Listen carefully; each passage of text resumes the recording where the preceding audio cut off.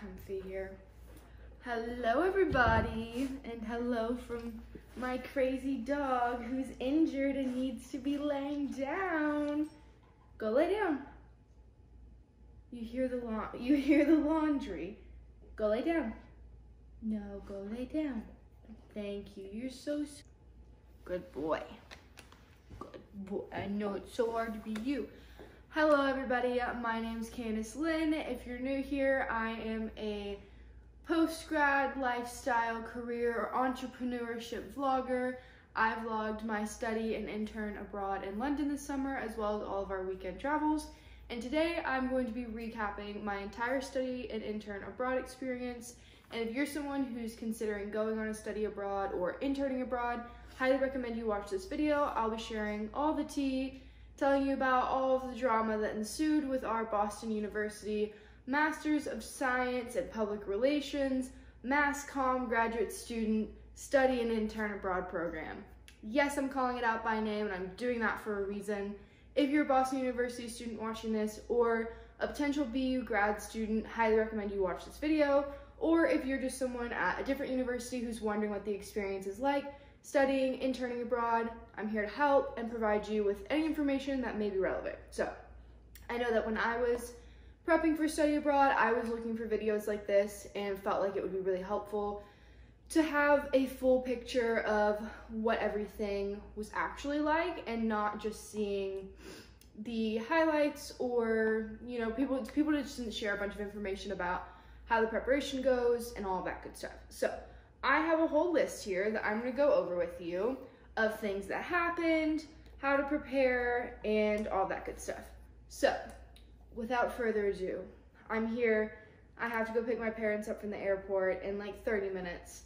So we're gonna get through this real quick. It might have to be a two-parter, but I hope this will be helpful. It was a beautiful fall morning in Houston today, and now it's already hot outside, so I'm gonna regret this little fall get up that I have on, but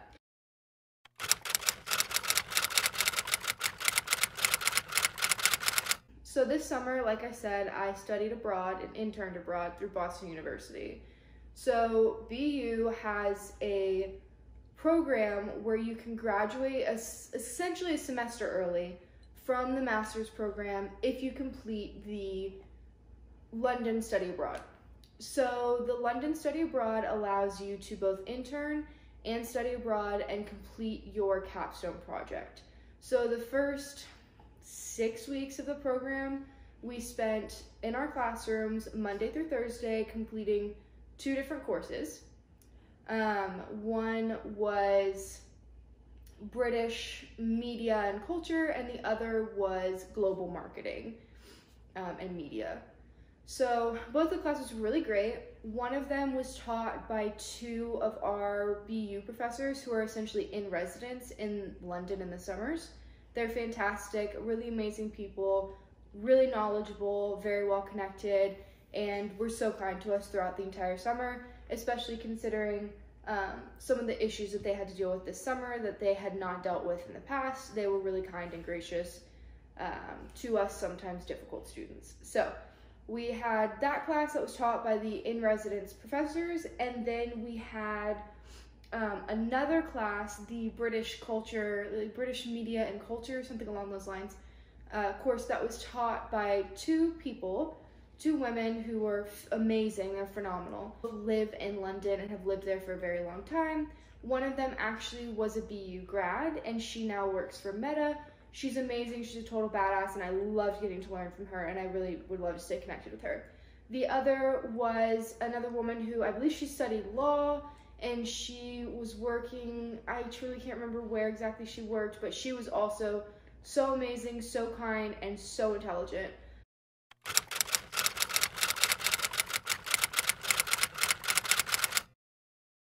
Again, Monday through Thursday we had classes. We completed weekly projects, weekly assignments, and then had end of term projects for both classes. So each class structure was different, but Monday through Thursday was the structure. We did 2 days for one class, 2 days for the other, and then Friday was free for us to do homework and explore. The second half of the semester was our internships and our capstone project.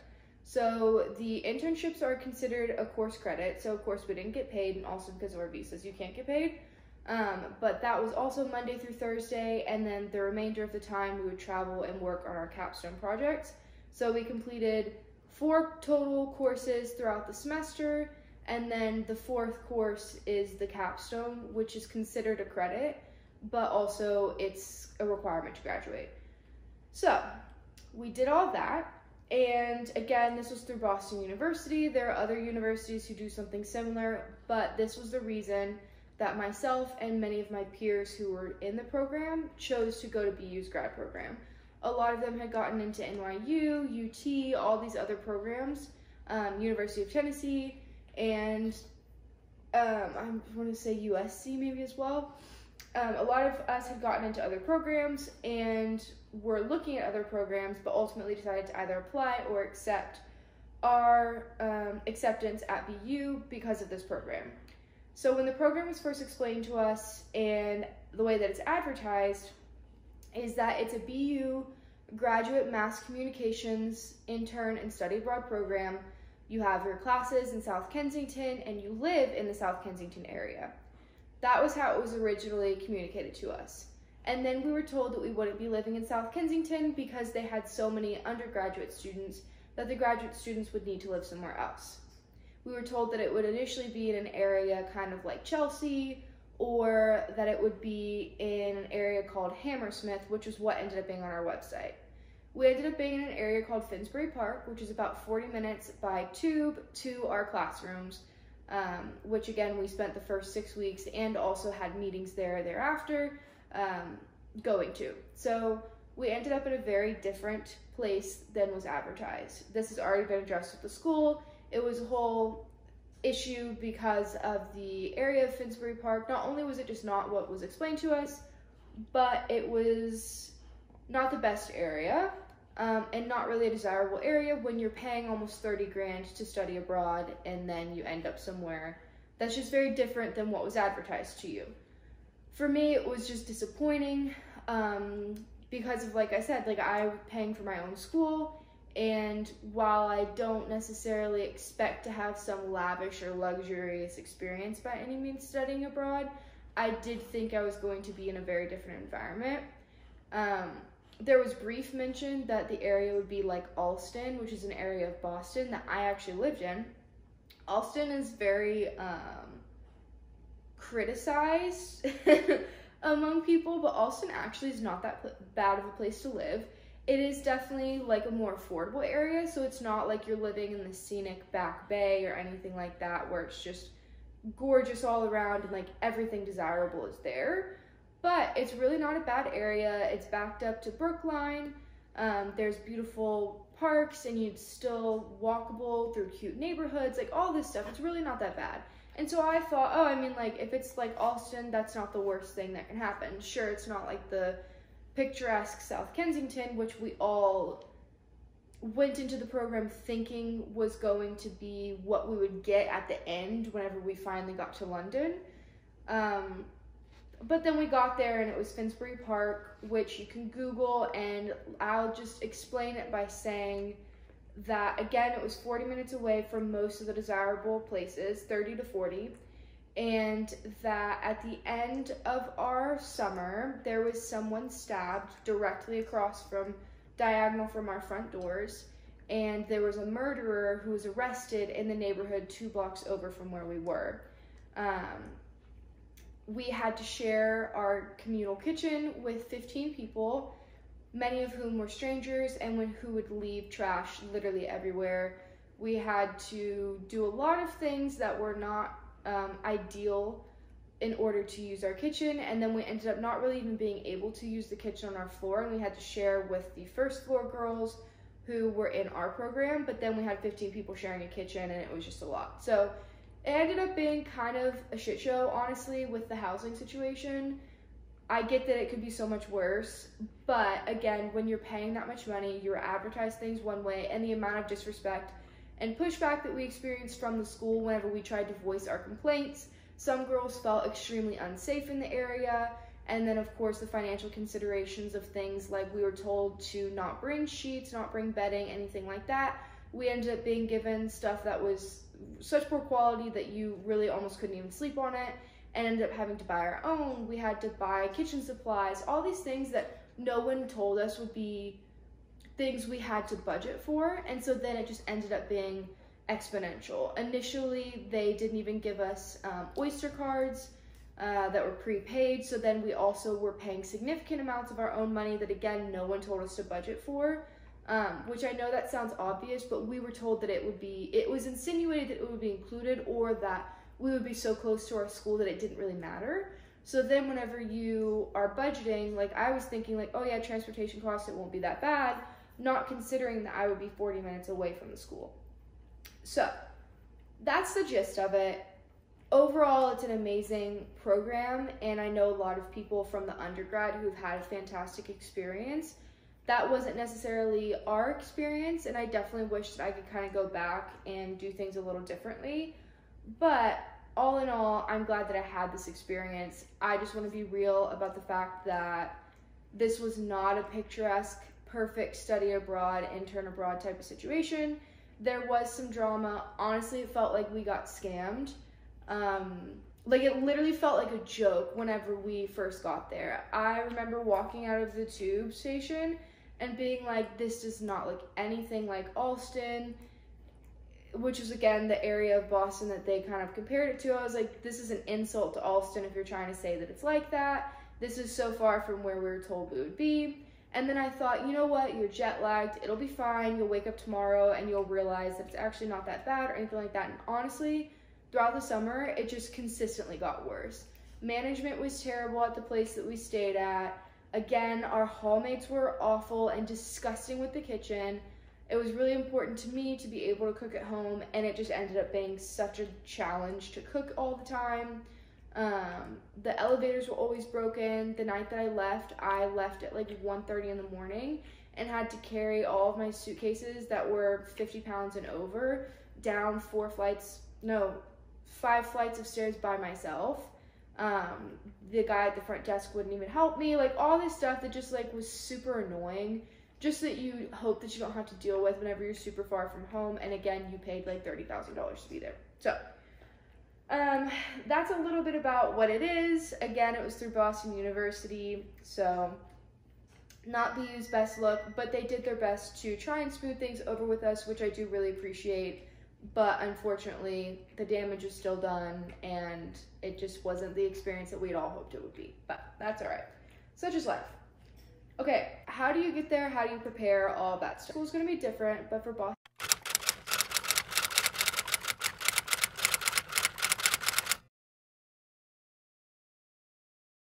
University, we do have an actual application process because they only accept like 15 to 20 students each year. So we had a application process. They did have interest meetings, so you could ask any questions that you had about studying abroad, if it was the best fit for you, all that good stuff. And then you would go into the portal once you decided that you wanted to apply, and you would submit your application. From there, you would either be accepted or denied, and then you would proceed with the next steps. So I don't think anyone was actually denied as far as I know. I think everyone who applied to go went. And basically, once you're accepted, you start the visa process, which was very quick for me. For some people, some people were late because they didn't have their visa until like well into a week after our first week of classes. And then some people didn't get theirs until the Friday before we left, stuff like that. So some people had really big issues with their visa. So if you're gonna do the trip, I highly recommend making sure that you've submitted your application as soon as you get the information for how to do that. I would do it literally immediately. If your school has an option like what I did where you can do it with the school, they'll bring in people from the visa application office, whatever it's called, and they'll come to campus and just do a bunch of people's applications in one day. I highly recommend doing that. Make sure that you print out all your paperwork, you have copies of everything, copies of your passport. They may not take that information from you. Some of the stuff that they told me to bring, they didn't take, but I was so glad that I had it, because you never know if you get you know, something goes wrong whenever you send off your passport, or something goes wrong whenever you're trying to get through the airport or anything like that. It's just good to have copies of everything on hand. So that is something I would say, is make sure you take copies of everything. Any government issued IDs that you have, take copies of them and put one in your carry-on and one in your regular suitcase, like all of that stuff. Just make sure you're doubled up on everything. We did have to do an interview process, not for the program, but for the internship portion. So we use EUSA, EUSA, and they helped us to get placements for our internships. So we filled out information in their portal, and then we were scheduled to have an interview with one of their representatives. So the representative would interview us, go through our CV, resume, talk to us about our interests, talk to us about what we're looking for and how we're hoping to get our experience, like how to further our academic and professional experience throughout the summer. And then they would go and do the back end work, the legwork of finding internships for us. I personally got really lucky, and they found my internship super fast. Like within a week or two, I had already gotten my internship placement, and it was in sports marketing, which was exactly what I was looking for. It was so great. I loved it.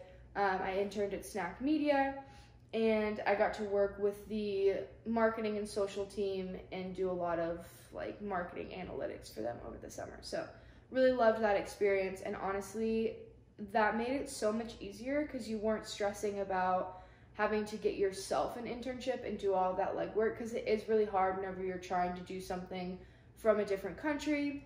I did sit down and have a brief Zoom call or Google Meets call with my internship supervisor prior to starting, and then once they confirmed we were good to go, they sent the information to EUSA, and EUSA coordinated everything between the two.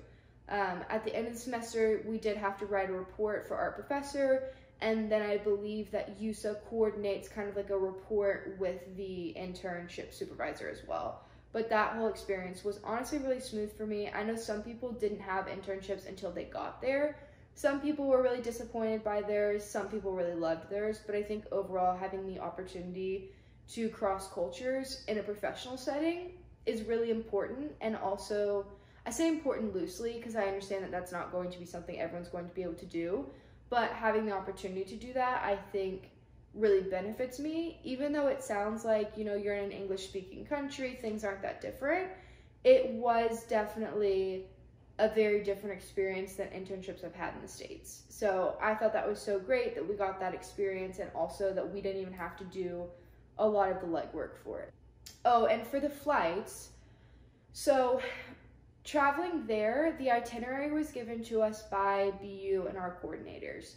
We had the option to pick a group flight, or you could book individually. I personally didn't have the cash on hand to book an individual flight, so I chose the group flight because it was credited to Boston University, and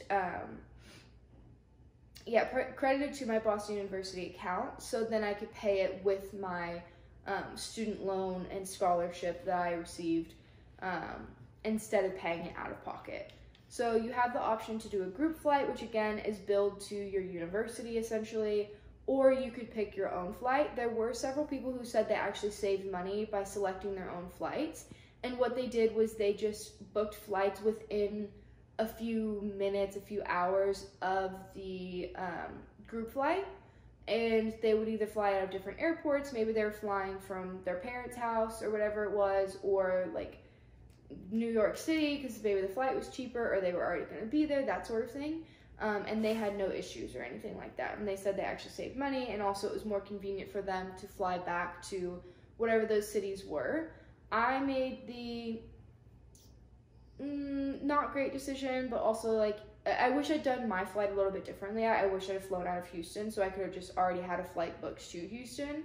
But I flew the group flight from Boston to London, which, by the way, beautiful flight, 6 hours, love it. Such a good flight. But I flew the group flight there and then switched my flight once I got to London and realized I wanted to go back straight to Houston instead of to Boston because of some complications with subletting my room and all of that stuff. So I changed my flight from direct to Boston to Houston. I ended up having to stop in Paris, so I flew from London to Paris, Paris to Houston. So that is an option. However, I did have to pay extra money in order to do that, so I would figure that out before you go and just make sure that you know where you want to fly back to. But yeah, so.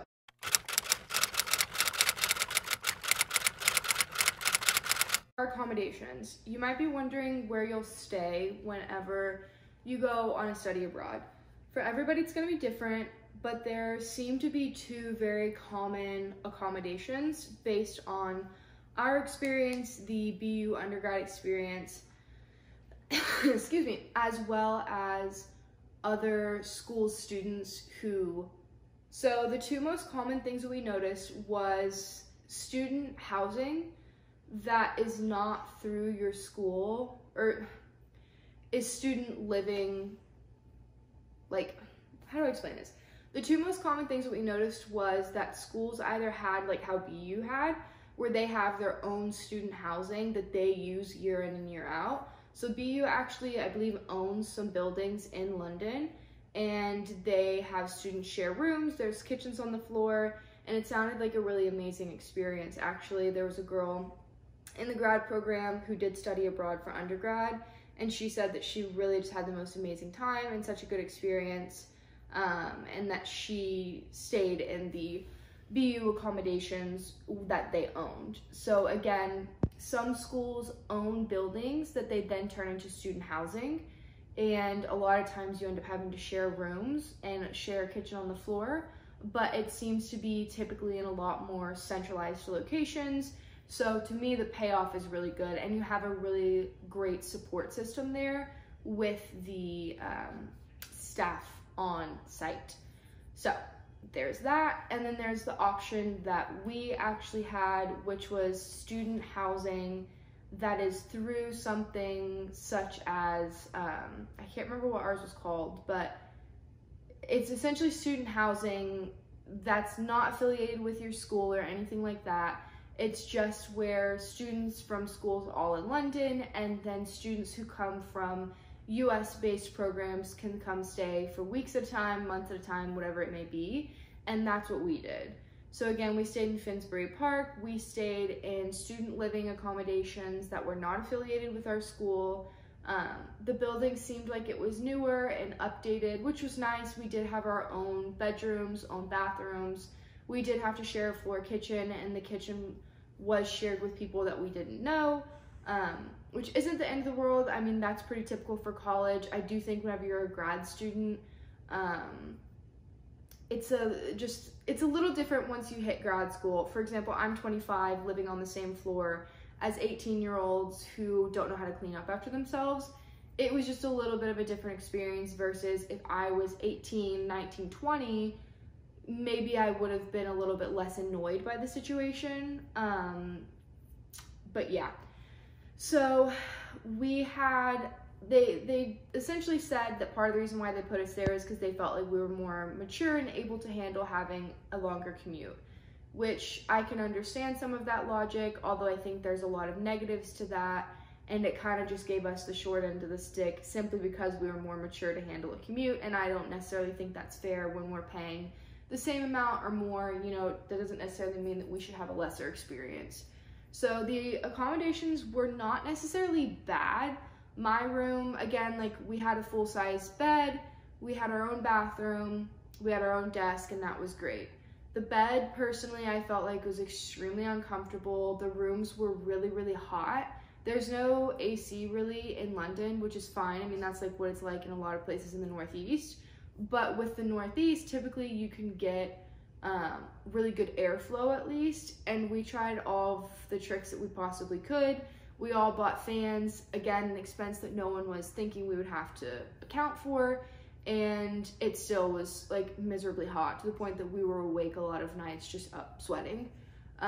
So that wasn't exactly ideal, but I am grateful that I had my own room. Although I will say that there were things that to me management should have handled, like my shower drain clogged 4 times while I was there, and I had to purchase Drano and do the manual like pulling hair out, which is funny because I would literally take my hair out after each time that I showered, so I'm not really sure why it was clogging so much in the first place.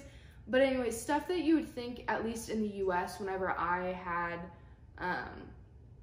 issues with my apartments, like I would just call like the school maintenance and they would come resolve things.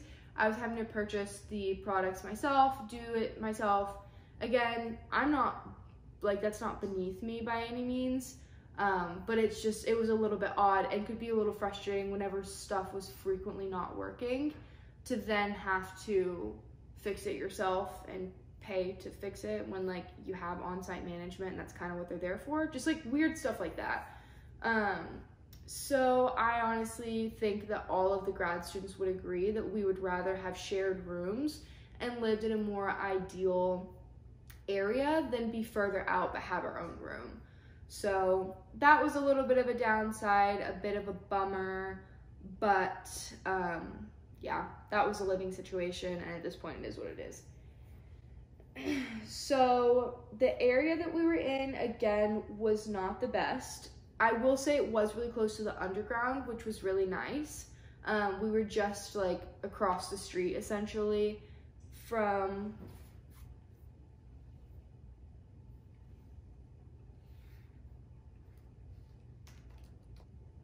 oh boy, I gotta go get my parents.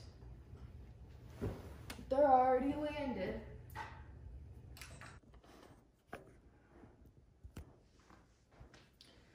Let me just say, filming for YouTube is not as easy as one would think. You're slanted right now, so that's not ideal at all. Can you see me? Let's hope so. I need to double check. My posture yesterday was so horrible. I looked like the slug from Star Wars. Ridiculous. Let's see. Okay, now we can get down to business. Hello, we've had a little bit of a location change, a little intermission, if you will. I had to go pick my parents up from the airport, and as you could tell, I left very quickly. So, we changed locations, but let's get back to business. The last thing we were discussing was where we lived and the area around it. So, like I mentioned before, we were in Finsbury Park, and again, it was pretty close to the Underground station, which was nice. It was the Piccadilly and Victoria line, which if you're familiar with London, you know that that could take you to a lot of really cool places. So the convenience of that was really great, and I will say that it was definitely good lines to be on, because we could have been even just a few stops up and only had one line, or the one line that we had could have been something completely different where there's really nothing on it. So we did have access to very convenient underground lines and a good underground station. Near the underground was kind of a developing area, so there was a Gales, which if you've been to London, you know Gales is good. There's not many chains that I'm very complimentary of, and Gaines, am I okay? Gales has it going on. Like, they know what they're doing. That chocolate cherry scone really did a number on me the entire summer. It had a grip on me. It was really good. So their coffee's not like amazing, but it's better than Starbucks probably. You're supporting still a more local like chain rather than Starbucks. And the bakery, chef's kiss, beautiful. So there was like a Gales, there's a Starbucks, there was a gelato shop, a bar, like kind of a Mexican food bar. I say Mexican because I'm from Texas, we do Tex-Mex, and what it was just not like comparable. And then another bakery cafe situation. So there was like a small pocket of unique developing like places, I don't know. And there was an M&S, which we didn't know when we first got there. We thought there was literally just the Tesco down the street, and so we had no idea where we were gonna get our groceries from. And then we left the underground station one day a different direction and realized there was an M&S. So the M&S ended up being a lifesaver and super convenient. But yeah, it was just the little pocket of things to do there. And there was a movie theater as well. And that's kind of it. There was like co-working offices and that sort of thing there. And then there was a coffee shop down the way a little bit that was meant for people who wanted to work from home. But the funny thing about that place was whenever the heat wave came through, we were desperately searching. Oh my gosh, sorry. Whenever the heat wave came through, we were desperately searching for places to go that had air conditioning and Wi-Fi because we were working from home at that point. And so we went to the coffee shop that was supposed to be work from home, right? And so we go thinking, oh, obviously, like if this is made around people working from home, they're gonna have Wi-Fi. And so we go in, and they had air conditioning, which was great. But we go in, we order, we sit down, you know, like we're excited to work for the rest of the day in this place. And then we realize, oh, they don't have Wi-Fi. And I was like, I'm not gonna sit here and use my hotspot on an international plan the entire day. So that was a little funny, but yeah. So there was random little things around like that we did have access to, and that ended up being fine and nice. I already talked a little bit about the school situation plus our internship. I told you about our classes, how far we were from school, the requirements. So again, if you're going through Boston University, you are required to complete 4 courses throughout the summer. However, 2 of those courses you don't have to be in the classroom for. One is an internship credit, and then one is your capstone, which the capstone we partnered with our faculty and residents in London on, and they were extremely helpful and really supportive. And I have heard that completing it in London is easier than completing it at home, which makes sense. They definitely want you to have the full circle cultural experience there and really focus on your internships, and so they didn't put as much pressure on us, but I still think that we presented really quality work and stuff that we should be proud of. So how did I get my internship? Again, we went through USA. USA actually has an office directly next to BU's classrooms. They're extremely helpful, really lovely people, and I felt like they really listened to what people were looking for the most part. And if you had an issue with your placement or anything like that, you could communicate with them and request a different placement essentially. So they're very helpful. My internship, again, was at Snack Media. It was at Snack Media, working in sports marketing and socials. I ended up doing just a lot of analytics stuff, working in spreadsheets for them, gathering data and providing insights and just some research for upcoming potential projects and things like that. I really enjoyed the Snack team. Everyone was so lovely. It definitely is a very different environment working in the UK versus the US. Like, you wouldn't expect it to be, but there were even just subtle differences in the way they communicate and the systems that they use and that sort of thing. And I mean, working in different sports, like for example, a lot of times if you work in sports marketing in the US, you're probably working in American football or baseball or basketball, and their main sports is football, being soccer in the UK. So I learned a lot about soccer, tennis, all that good stuff, and so it was really fun for me. I got to do a lot of social listening as well, and it was right in the midst of Wimbledon and the women's Euros. I was like, I can't remember what it's called, the women's Euros. So it was a really fun time to be working in sports marketing. I really enjoyed my internship. It was a really great experience. I was in office 2 days of the week and at home 2 days of the week. But really, I ended up being at home almost 3 days of the week most weeks. So it was really great. And it was in an area called Clerkenwell, which isn't very, like, it's not like a super bustling area or anything, but I really loved it. I would totally live in that area if I were moving to London, which I would love to do one day. But if I were moving to London, I would totally consider living in Clerkenwell. I don't know, I mean, I say that as still an outsider. I was just there again, like 2 days out of the week. But I did really like it. It was just a very quaint area, but it was still, there was still a lot of things to do, it seemed like. There was a marketplace directly behind my office, so I would go and get coffee at this Greek coffee shop. I would eat their homemade lunch that was made fresh in their kitchen every day. There was a Gales, all that stuff. It was just like the perfect area for having an office somewhere, and I just feel like if I were to move there, it kind of had everything that I would have needed. They had a Sainsbury's, like the really big Sainsbury's, not super close to where my office was. It was still a half-mile walk, because it was a half mile to the underground from the office and obviously to the office, but the Sainsbury's was in that area. But again, like I don't mind walking. I loved how much you got to walk throughout London and all of that. So anyways, Clerkenwell was a really fun area to have my internship in as well. Some of the girls had their internship in, what's the area? I'm blanking.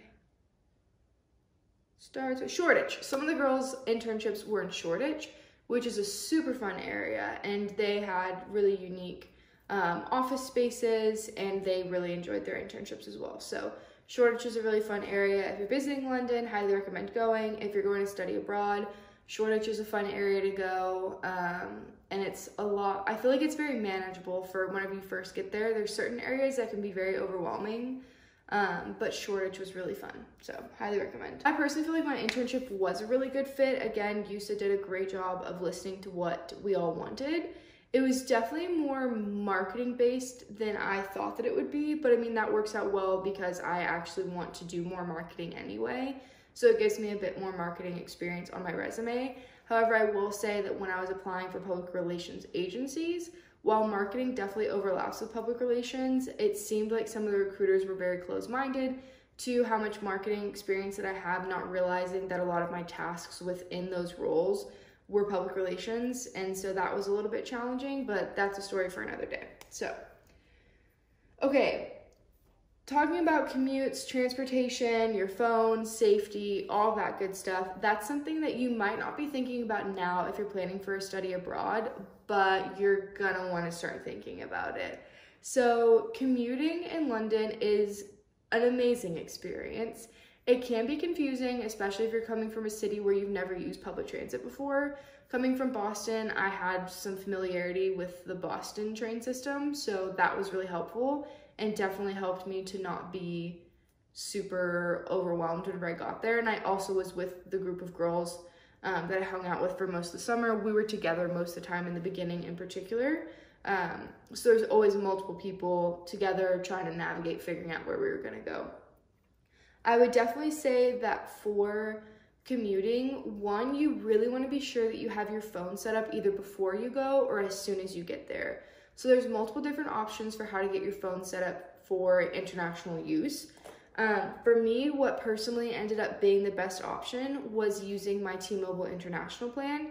While I've been screwed since then because it messed up my billing, it was a much better experience. My phone did not work at all for the 2 weeks that for 2 weeks that I was there. I was having just a bunch of issues with my phone.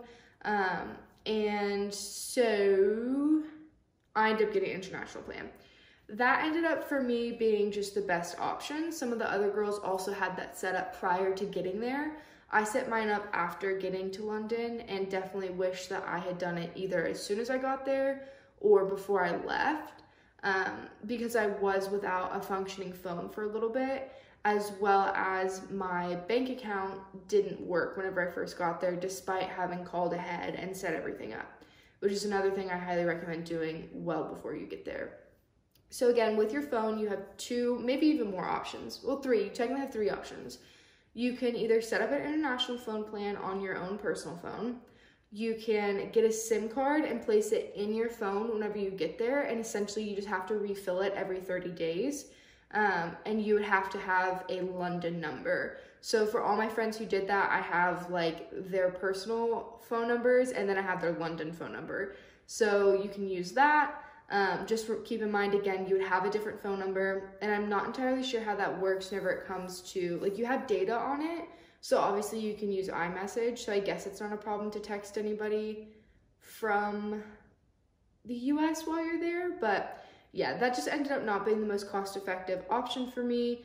I was also still working my US-based internship while I was there, so it was just really important to me to be able to have my phone fully working so that if my boss called me, I could just pick up the phone and it not be a problem, as well as, there's a gnat, as well as having the functionality of data whenever I was out by myself or with my friends and maybe everybody else's phone had died or somebody's phone wasn't working. It just didn't help to constantly have to depend on somebody else. And I wanted to be able to help navigate if need be, and also be able to go out on my own and not feel like I wasn't able to text for help if I needed it or look up a map. Like, I definitely learned a lot from having phone issues while I was abroad, because it definitely teaches you to be more independent and learn how to use the actual map. But yeah, I would not recommend being in a foreign country with your phone not working. So get that all set up before you go.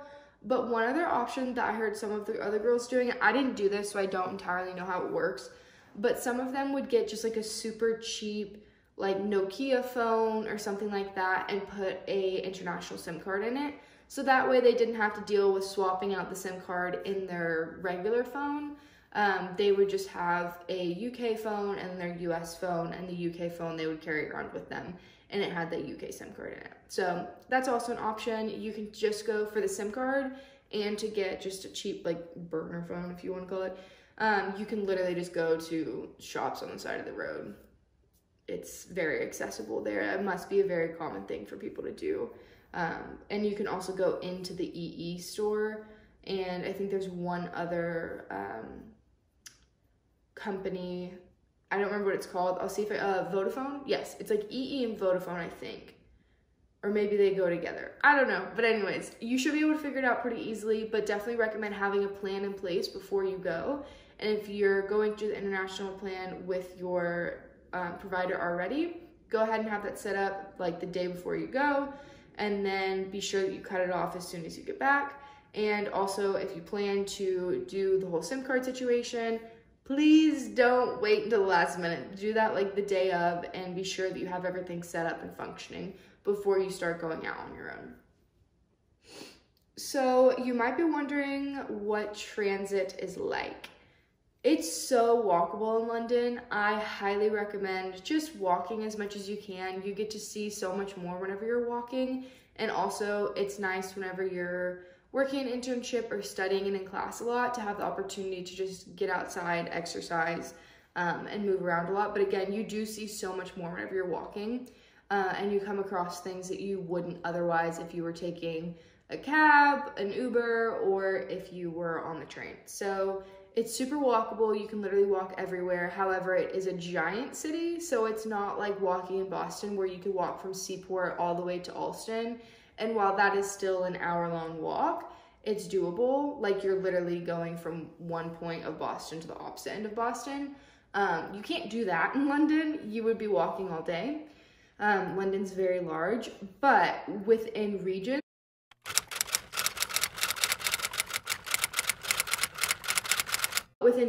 it's definitely walkable. So for example, I took the train to the Covent Garden area, and then I walked from Covent Garden across the bridge to meet someone else to go to St. Dunstan, and that took me like 22 minutes. So it's very doable. So again, it's very walkable. The trains are so amazing. They're so efficient, especially if you've lived in Boston or New York City. You understand how annoying it is whenever you have not reliable public transportation. I lived on the Green Line in Boston. If you know, you know, specifically the B line. Dear God, the amount of delays that we had is literally insane. So it's not like that in London. They communicate a lot. It's really efficient. It does get packed, and it is fully underground except for the overground lines. But yeah, it's amazing. Once you get used to it, it's really easy to navigate. I personally used Google Maps the entire summer, and I felt like it was really helpful. There is an app that I want to say, I just don't remember what it's called. I'll link it below. But there is an app that I still get updates from. You don't even have to be within Wi-Fi or data for it to send you updates, but it does a really good job of providing updates on delays, closures, anything like that. That was an issue that we had when we were there, was closures because of striking. So hopefully you don't run into that. It is definitely a little bit alarming trying to navigate whenever you're not familiar with the city, but we basically just stayed home on those days or found other ways to navigate around what the closures were. Sometimes the closures from the strikes won't even impact the lines that you're on. It's literally no big deal. Another way to get around if you're not going to walk or take the train is taxis. I honestly wouldn't even use Uber when you're there. I just felt like it was overpriced. You can literally just flag down a black cab, and they're very reliable. They are, I don't want to say far more cost effective, but I feel like they're more fair, and you know what your money's going to, and you don't have to add on the tip either. So you're just providing directly to the black cab driver. So you can do that. And if you're wondering what the trains are like, again, they're super reliable. There's overground and underground trains. The overground, it's nice because you can still use your phone and stuff like that if you need to. It's nice to kind of be in the sunlight and not be underground. And they're really great. All the trains, I personally felt like, were very clean. Some of them don't have air conditioning, so that could be really challenging on the days that it was super hot. You're basically just in it's kind of just like a swampy air, but there's airflow from the train going super fast, so it is what it is. But yeah, there's no air conditioning in some of the trains. That's not the case for all of them. Some of them do have air conditioning, which is really nice. But overall, I felt like personally the trains were very clean. Again, they can get super crowded at times, which of course makes it kind of smelly and unpleasant at times, but I didn't really have any issues. There was a few times where there were people who were experiencing homelessness and coming to essentially ask for help from people on the train, and occasionally people would be a little bit aggressive. But that was really only 1 or 2 instances where the person just was not pleasant at all. But that's really the main issue that we had. We didn't have anyone trying to pickpocket from us, as far as I'm aware. We didn't have anyone who was really creepy, from what I recall. People are very to themselves and respectful for the most part. So, yeah, I felt like it was a very pleasant public transit experience.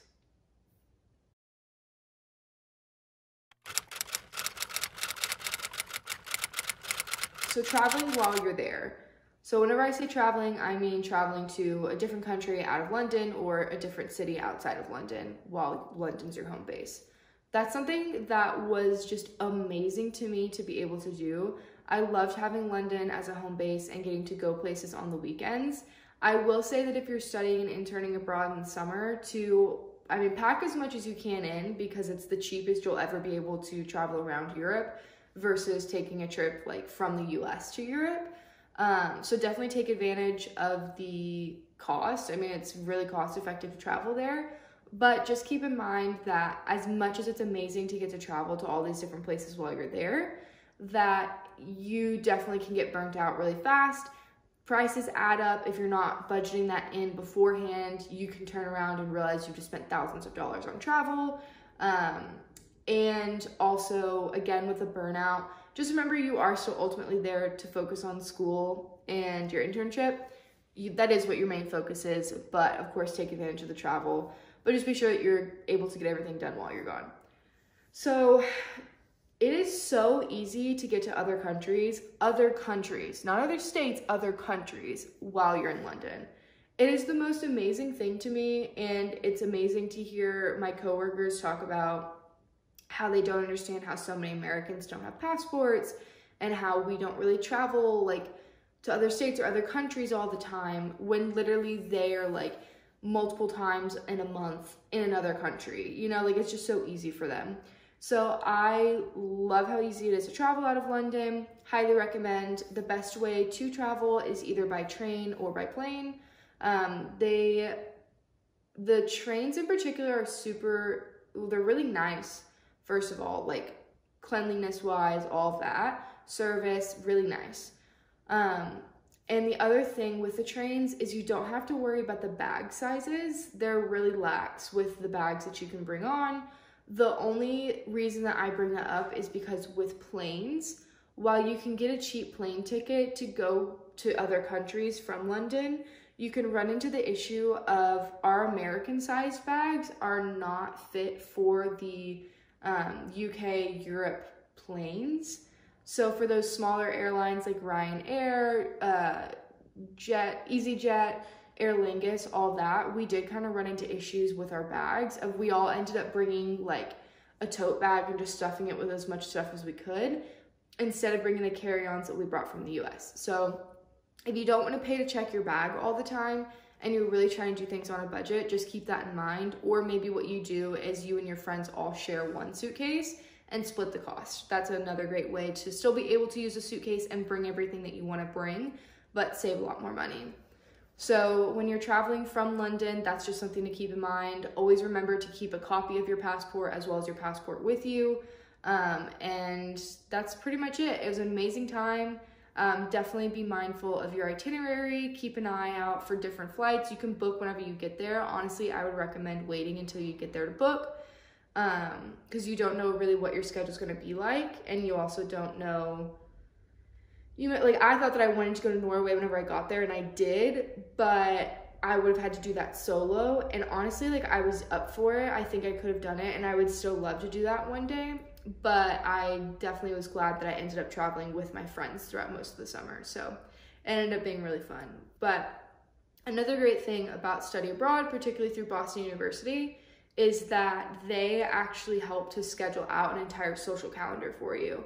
So you can sign up for different events, whether it be theater stuff around the city, weekend away. We did Edinburgh through our school. Windsor and Eton was through our school. Different things like that, just little day trips, was really amazing. So highly recommend looking into that. I was supposed to go to the Cotswolds. I'm trying to not think too much about it, but I do really regret that I ended up not going. But I wasn't feeling well and was honestly really wiped out. And so it was ultimately the best that I didn't go at the time.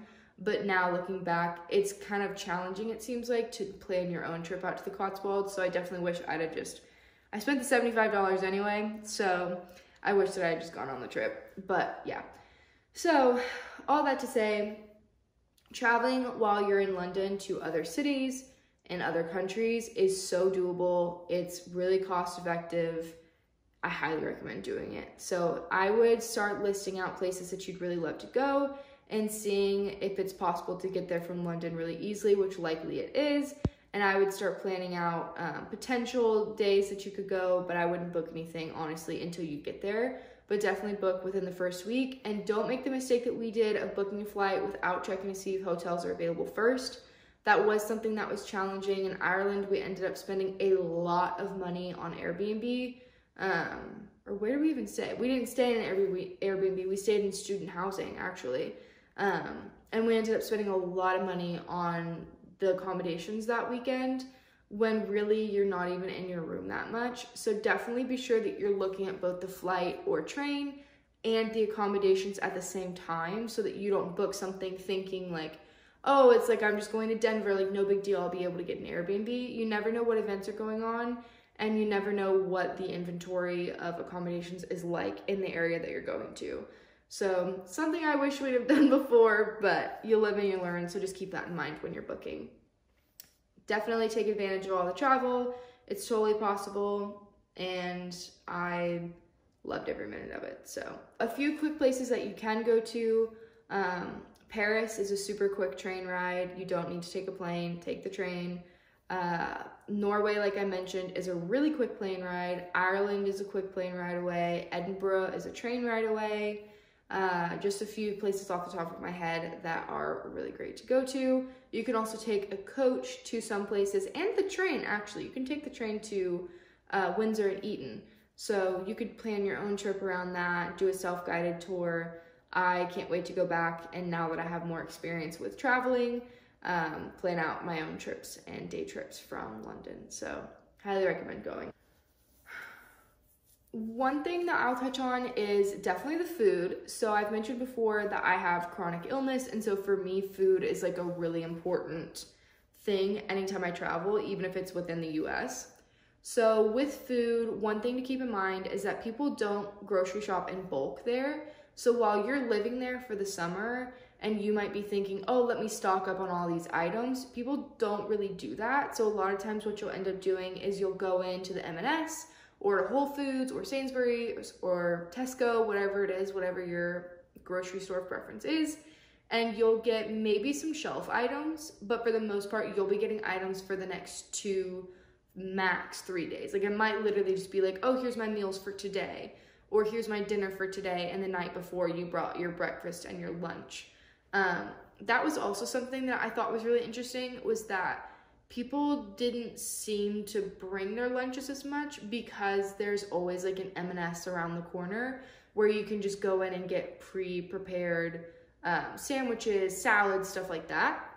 That's definitely something that I noticed, that I was like, oh, people don't do that as much in the US, or we would just go full out to a restaurant. So I thought that was interesting. But the food honestly was not good in London. The last time I went, I was just there for 3 days, but I didn't feel like the food was that bad. I went to the Victoria pub a lot though. I realized my dad and I pretty much just stuck with what we found was good, and that was it.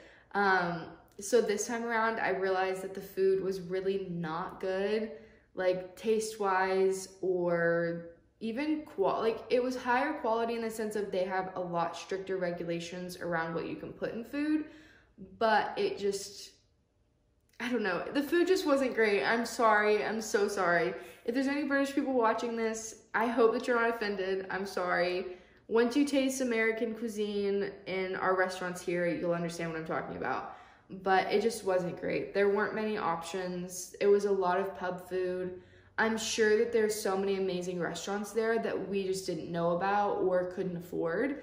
But yeah, my experience with the food just honestly wasn't great. From a grocery store perspective as well, there's just a very different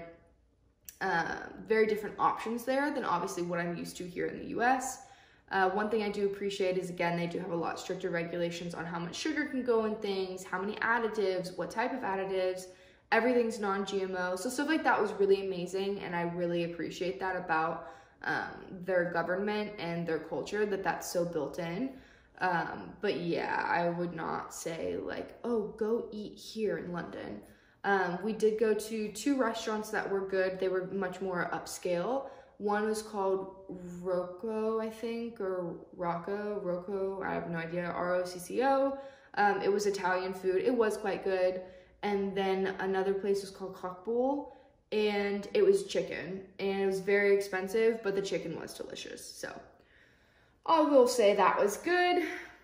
Okay, so last 2 things, and then we'll wrap it up because this video is getting really long, and I'm sure you're tired of hearing me drone on, but hopefully this has at least been helpful in providing you with information. So, honestly could do a part 2 of this video and just talk about different experiences that we had, rather than just giving you like here, here, and here. But I don't know if that's gonna happen. Comment down below if you'd want something like that, where I go into a little bit more depth about the overall experience, and maybe answer more specific questions that you have if you're planning to go on a study abroad.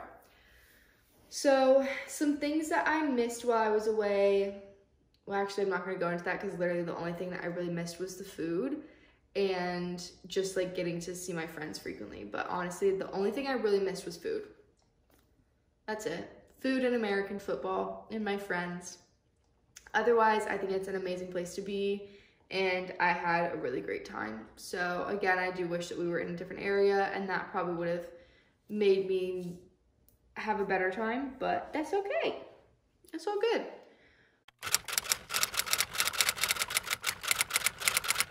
Cost. This is a tricky question because it's going to change year in and year out. Our program itself cost about $24,000. We ended up spending well over 30 by the end of the day, I believe. So I would come in really prepared. I would save up for an entire year prior to going, especially if you're wanting to travel a lot. It does add up, especially with the conversion rates. It's really not cheap to be using a US bank account in another country. London is a very expensive place to be, and all the travel in particular does add up a lot. So I'm sure there's people who did it cheaper. I'm sure there's people who spent even more money, but I would say that in total, it probably ended up being a lot closer to $30,000 rather than $24,000. Keeping in mind that you're also going to have to pay for your expenses whenever you're back at home, or not when you're back at home, but pay your back home expenses while you're still in London. So just things to keep in mind. We also ended up having to spend a very unnecessary amount of money on things like bedding, fans, kitchen supplies, stuff like that, that it was not clearly communicated to us that we would need to budget. It was communicated that it would be taken care of. So it was definitely a little challenging to get there and be like, oh, now we have to drop like $200+ on, or 200+ pounds on these different items that we hadn't budgeted for. Another thing I would keep in mind, because I actually ended up having to buy some clothes while I was there, is that the weather, I thought that I had packed fine for the weather, and I didn't at all. Definitely bring a lot of layers. It ended up getting super hot towards the end, but I just didn't pack well enough for it to be quite chilly in the beginning and then scorching towards the end. So definitely be sure that you're packing lots of layers so that you can avoid having to spend money on things like long sleeve shirts, a sweatshirt, and like denim shorts or something like that. Just be sure that you're packing a lot better than I did. And with packing as well, I ended up spending 80 pounds on another suitcase to go back, and then I had to pay to check that bag as well at the airport, and they did weigh my carry-on and then my personal item, which I've never had done before on a domestic flight, long-haul domestic flights, international flights. I've never had anybody do that, but leaving London Heathrow, they did weigh all of my items. So you definitely can end up eating a lot of money if your bags are overweight, and if you're trying to stuff a bunch of, you know, memorabilia that you got into your carry-on, good luck. They're going to try and charge you for it and take the bag as a checked bag instead of a carry-on. So love that. So just be aware of that. And something that I would definitely keep in mind is to avoid a lot of those charges, I would pack as light as possible.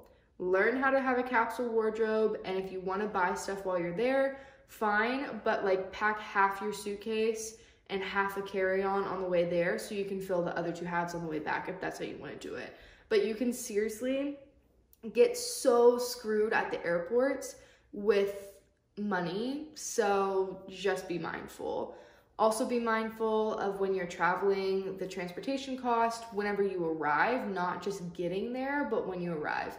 While a lot of cities like Paris are super walkable, you still could end up in a similar situation of, they have public transit as well, but it didn't seem as, I mean, we just weren't there long enough to really figure it out, truthfully. So you're gonna end up having to take a taxi or an Uber or whatever it may be, and if you're with a lot of people, you might think it's gonna be split and it's not, or like whatever the situation may be. I would just be mindful of transportation once you get places.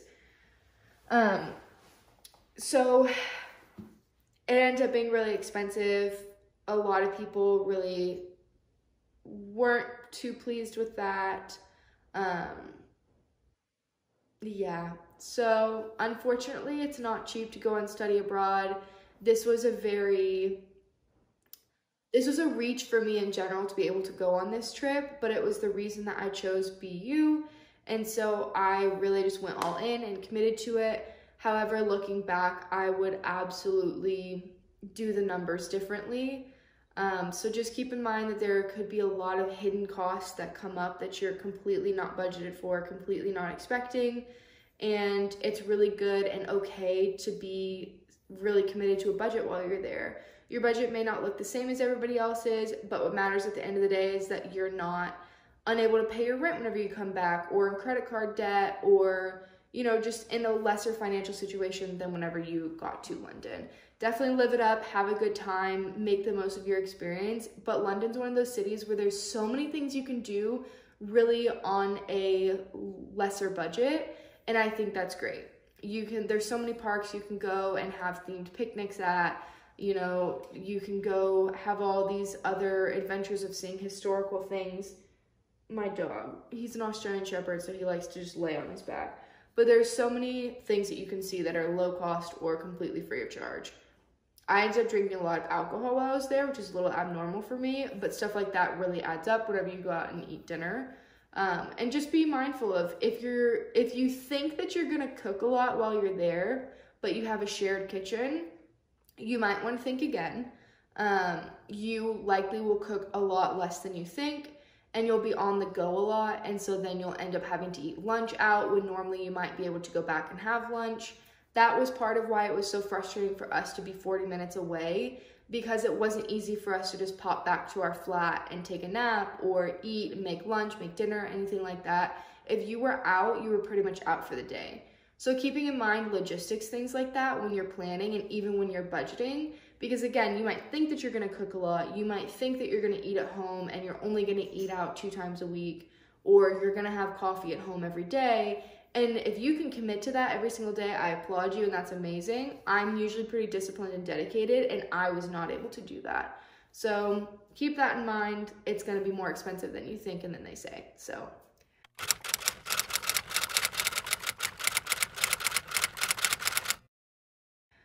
Some things that I wish I would do differently. I would have spent time on my own. I got into a bubble of a group of people and ended up just spending most of my time with them, and we had a really great time. I really enjoyed my time with them. It was great to get to know them, but I definitely wish that during what is a very unique experience and such an amazing opportunity to get to know yourself, and kind of date yourself and build your personal relationship with yourself. I definitely wish that I would have taken advantage more of that time for time. Not that I wish that I hadn't spent time with the people that I did spend my summer with, but I do wish that I had made more intentional time for myself to explore the city alone. I did that quite a bit towards the last 2.5 weeks of our program, and I really enjoyed it, and it was such a good experience for me as well, to learn how to sit by myself and eat by myself and read alone in a park by myself. I am really good about being alone in the States, but I'm not necessarily good about going out and making an additional effort to do things like seeing a place I've wanted to see. Like, I don't know why it feels as if you can't go on a castle tour by yourself. Absolutely go. A museum, go by yourself. Go to a Sunday roast by yourself, stuff like that. You never know who you could meet and also what you can learn about yourself, and it's just such a great experience. So I definitely wish I'd spent a little bit more solo time and built that into my week more, where maybe every Friday morning I had time to myself.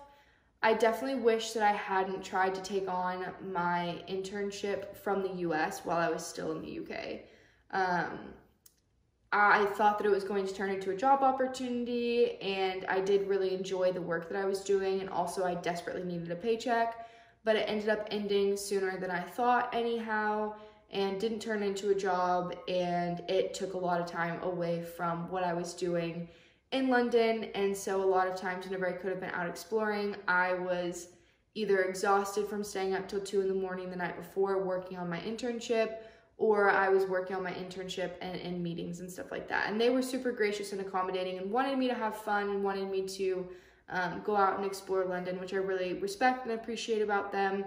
But ultimately, I still was spending time each week working on my internship that I could have spent exploring London instead. So I probably wouldn't have done that.